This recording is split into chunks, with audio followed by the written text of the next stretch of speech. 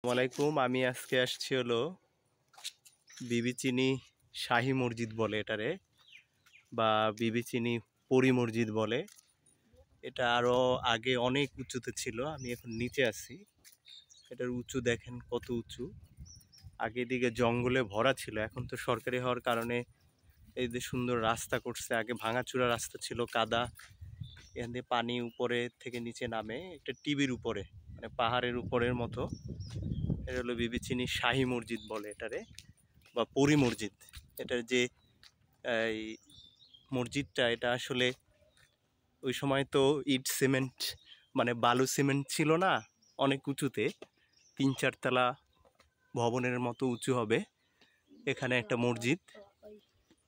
ওই সময় তো সিমেন্ট বালু ছিল না, এটা নাকি পরীরা উঠাইছে অনেক আগে। এখানে একটা ইনফরমেশন বোর্ড ছিল। এই ইটগুলো এখন একেবারে নরম হয়ে গেছে, তাই না? এটা আরো অনেক উঁচু ছিল, এখানে নামাজ হয়। পিছনে মাদ্রাসা, এতিমখানা আছে। দেখেন কত শত বছর পুরনো। এটা হলো শাহী মসজিদ, 1 গম্বুজ বিশিষ্ট।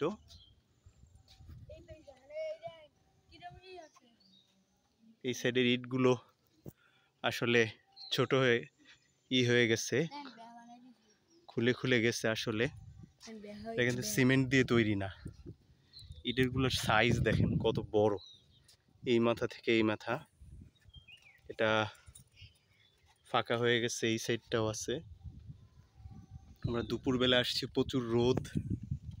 এই সাইডটাও, এটা হলো ভিতরটার সাইড, ভিতরে 1 গম্বুজ বিশিষ্ট।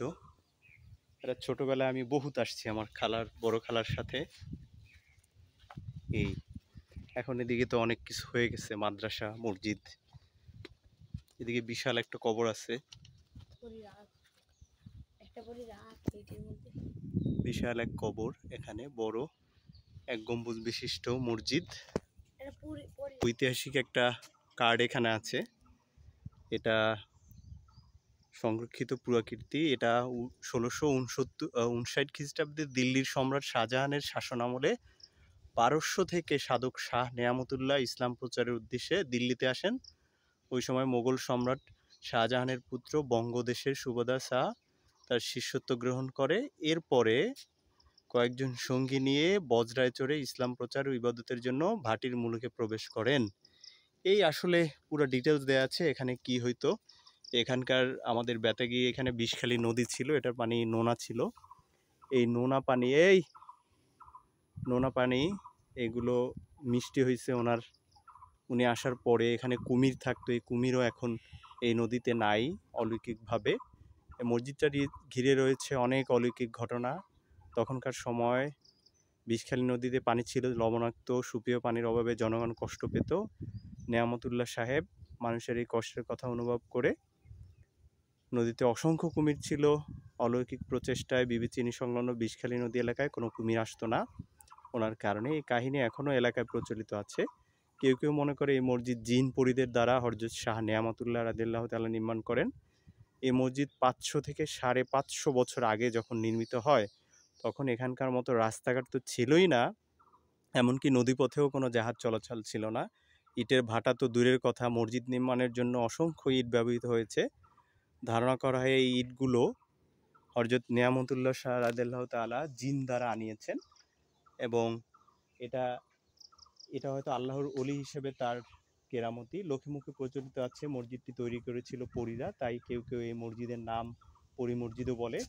নেক মাকসুদ পূর্ণতা লাভের উদ্দেশ্যে প্রতিদিন অসংখ্য মানুষ এই মসজিদে ইবাদত বন্দি করতে আসেন, কেউ কেউ দান করেন। হ্যাঁ, এটা এখন সরকারি হিসেবে চলে গেছে। সো এটা বিশাল, উপরে 1 গম্বুজ বিশিষ্ট। আমি চলে আসছি দুপুরের সময়, প্রচুর রোদ। দেখালামই তো, ভিতরে হলো 1 গম্বুজ বিশিষ্ট। সত্যি তখনকার আল্লাহ তাআলা কিভাবে কি করেছেন। এত বড় ইট, তখন তো ভাটা ইট ছিলই না। 1659 খ্রিস্টাব্দে এত মোটা দেয়াল,